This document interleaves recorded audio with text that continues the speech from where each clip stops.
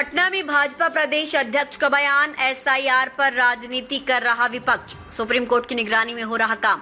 पटना में विशेष गहन पुनरीक्षण अभियान को लेकर उठे विवाद पर भाजपा प्रदेश अध्यक्ष दिलीप जायसवाल ने विपक्ष पर तीखा हमला बोला। उन्होंने कहा कि इस प्रक्रिया को सर्वोच्च न्यायालय की निगरानी में किया जा रहा है, लेकिन विपक्ष को ना तो कोर्ट पर भरोसा है और ना ही लोकतांत्रिक संस्थाओं पर। दिलीप जायसवाल ने कहा, पूरा देश जानता है कि एसआईआर यानी विशेष गहन पुनरीक्षण अभियान पूरी पारदर्शिता के साथ चल रहा है। सुप्रीम कोर्ट खुद उसकी निगरानी कर रही है, बावजूद इसके विपक्ष इस पर सवाल उठाकर लोगों को गुमराह कर रहा है।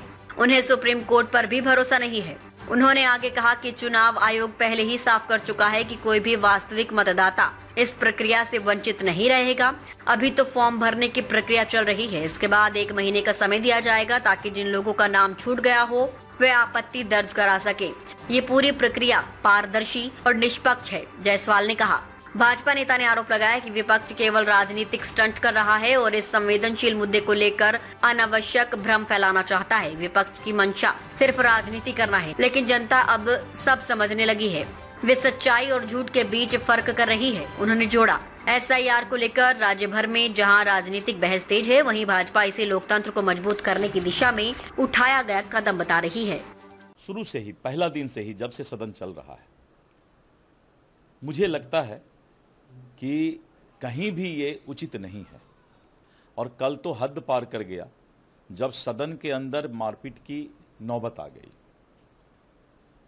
मुझे लगता है कि जो विधायिका है और जिस तरह का दृश्य देखने को इस बार मिला, तो विधायिका शर्मसार हो गया है। पूरा भारत, पूरा देश इस बात को जानता है कि सर यानी मतदाता पुनरीक्षण का जो अभियान चल रहा है, ये माननीय उच्चतम न्यायालय अपने मॉनिटरिंग में ये काम देख रही है खुद। और आपको माननीय उच्चतम न्यायालय सुप्रीम कोर्ट पर भी भरोसा नहीं है।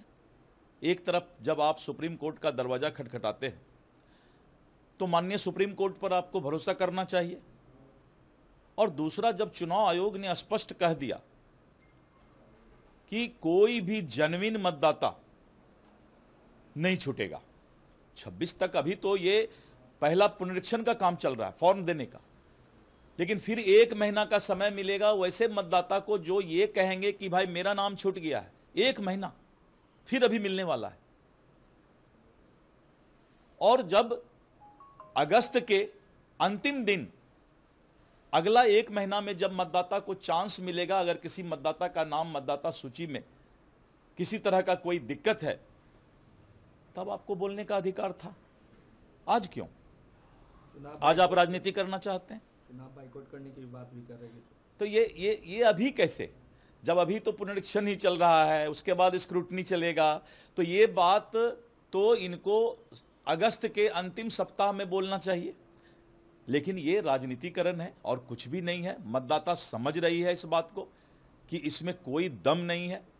लेकिन मैंने कल कहा कि जिस मतदाता की मृत्यु हो गई है, आप क्या चाहते हैं कि उसका नाम रहे मतदाता सूची में?